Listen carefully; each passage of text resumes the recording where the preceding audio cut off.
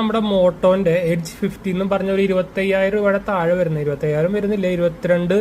അതിന്റെ പോരാണ്ട് നിങ്ങൾ S B I കാർഡോ ക്യാഷ് ബാക്ക് കാർഡോ ആമസോൺ കാർഡൊക്കെ ഉപയോഗിക്കുകയാണെങ്കിൽ നമുക്ക് 5% ക്യാഷ് ബാക്കും കാര്യങ്ങളൊക്കെ കൈമ്മിൽ വരും ചെയ്യും. അപ്പോൾ നോക്കുകയാണെങ്കിൽ ഓൾമോസ്റ്റ് 20,000 21,000 രൂപയ്ക്ക് നല്ലൊരു ഓവറോൾ ഫോൺ വിത്തൗട്ട് നിങ്ങൾക്ക് ആഡ് പരസ്യമൊന്നും വരാത്തൊരു UI, അതുപോലെ തന്നെ അത്യാവശ്യം കുഴപ്പമില്ലാത്ത ക്യാമറ, അതെല്ലാം കൂടി നിങ്ങൾക്ക് 8 GB 256 GB വേരിയന്റ്, ഇതെല്ലാം കൂടി നിങ്ങൾക്ക് ഒരു ബഡ്ജറ്റ് ഫോൺ നോക്കുന്നുണ്ടെങ്കിൽ ഞാൻ ഹൈലി റെക്കമെൻഡ് ചെയ്യുന്നത്. ഇതിന്റെ പുതിയ മോഡൽ എഡ്ജ് 60 ഇപ്പോൾ റീസെന്റ് തന്നെ ഇറങ്ങും. പക്ഷേ വലിയ കാര്യമായിട്ടുള്ള ഇമ്പ്രൂവ്മെന്റും കാര്യങ്ങളൊന്നും വരാൻ സാധ്യത ഭയങ്കര കുറവാണ്. 99% വലിയ ഇമ്പ്രൂവ്മെന്റ് ഒന്നും ഉണ്ടാവില്ല. നമ്മുടെ ലേറ്റസ്റ്റ് മോട്ടോയുടെ 60 ഫ്യൂഷൻ ഇറങ്ങിയതാണല്ലോ.